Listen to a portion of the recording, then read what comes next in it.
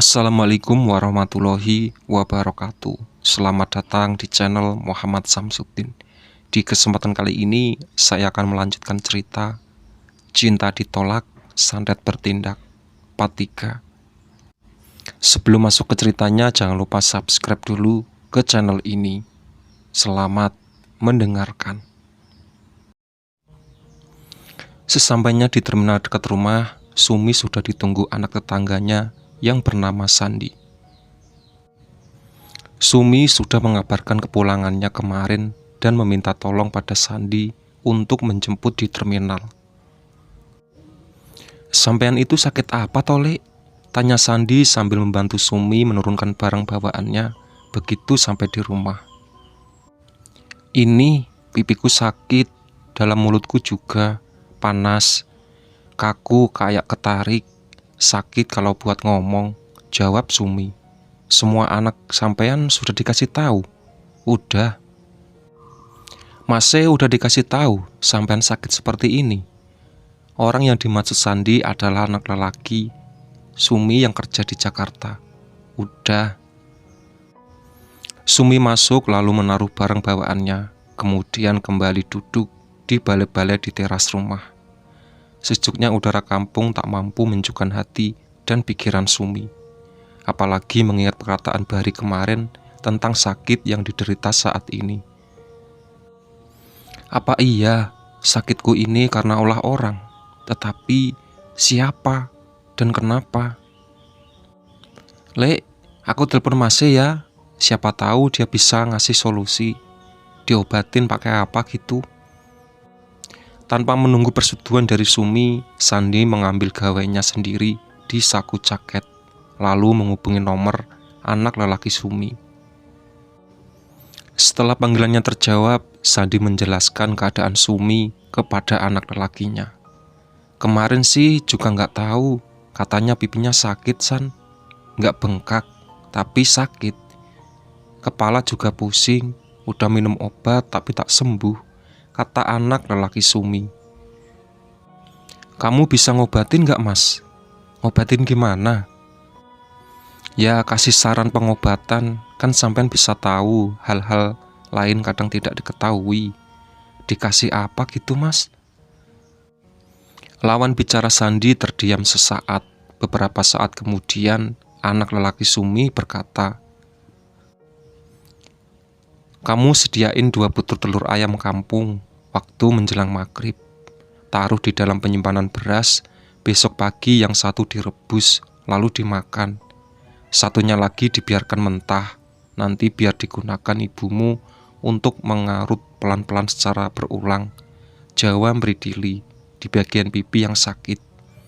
Setelah dipakai, kubur di depan pojok. Bilang ke ibuku ya, San. Nanti WA juga ya, Mas, biar aku gak lupa. Hei, tolong ya, San, sekiranya perlu diperiksa ke dokter, tolong anterin." "Iya, Mas, siap." Bang Sandi meski keluarga Sumi hidup sederhana, tapi selalu suka menolong terhadap tetangga. Maka ketika keluarga Sumi butuh bantuan, Sandi akan selalu siap memberikan pertolongan. "Lek, sakit di pipinya dipeliritin pakai telur ayam kampung ya. Telurnya besok aku anterin," Sumi menjawab dengan anggukan. "Sum, kapan pulang?" Suara tiba-tiba memecah obrolan Sandi dan Sumi. "Baru aja, Bude. Lagi sakit pipi dan giginya, jadi tidak bisa ngomong," jawab Sandi.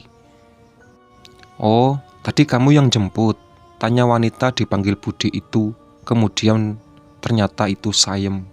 Sayem sedang berada di kampung mengunjungi suaminya Karjo. "Iya, Bude." "Ya udah, Sum, cepet sembuh ya. Nanti kalau ada perlu apa, ke rumah aja. Nanti kamu jangan masak, aku masakin sekalian buat kamu." "Iya, Mbak Yu, makasih." Sayem kembali ke rumahnya. Sandi pun juga pamit untuk pulang. Sumi masuk ke rumah lalu istirahat. "Sum, ini aku bawain nasi sama sayur bening." Sayem berdiri di depan rumah Sumi sambil membawa piring dan rantang. Sumi menerima pemberian Sayem lalu menaruhnya di meja makan. Dimakan ya Sum, coba lihat mana yang sakit. Sejenak saya mengamati wajah Sumi. Nggak bengkak kok, ujarnya kemudian. Tidak Yu, tapi sakitnya nyut-nyutan, kepala juga pusing. Nusuk-nusuk. Udah periksa ke dokter? Udah, nih dikasih obat, jawab Sumi berkata sambil menunjukkan obat pemberian dokter.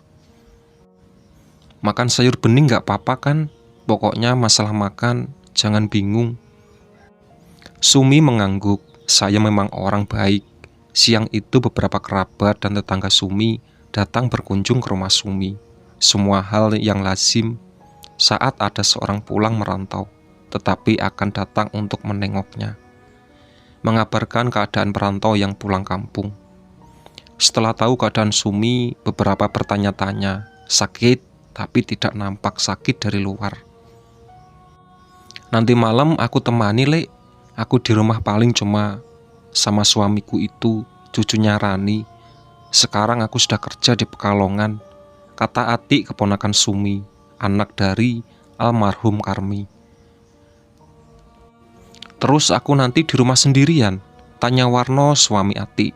Ya kalau mau ikut, di sini nemenin Lek Sumi, ya nggak apa-apa Pak, ujar Ati tersenyum. Aku tidur di rumah aja, hitung-hitung nunggu rumah, takut entar rumahnya dibawa orang. Gampang amat rumah dibawa orang, emangnya rumahnya rumah keong, celetuk salah satu tetangga. Sontak para tetangga tertawa. Kalau obat dari Bantul tak kunjung sembuh, coba periksa ke dokter Harsini kecamatan, siapa tahu cocok Lek. Biar besok dianterin sama bapaknya Rani, usul Ati. Iya.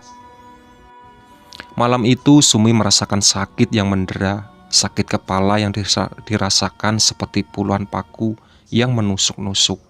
Sakit di pipi menyebar ke wajah sebelah kanan. Wajah terasa ditarik, kaku dan semakin sakit. Merasakan hal itu, Sumi hanya bisa mengerang dan memijatnya kepalanya. Ati mengambilkan obat dan segera meminumkannya kepada Sumi. Besok biar diantar periksa ya Lek, sekarang istirahat dulu. Sumi berbaring sambil mencoba untuk tidur. Tak beberapa lama Sumi terlelap. Dalam lelapnya Sumi mengalami mimpi buruk. Dirinya dibawa orang yang tak dikenal, lalu tubuhnya diikat di pohon. Berulang kali orang itu memukuli kepala dan pipi Sumi. Ampun, sakit, tolong, Sumi kesakitan. Namun orang yang memukuli Sumi seperti mengabaikan rintihan Sumi. Pagi hari Sumi terbangun dengan rasa yang semakin menyiksa.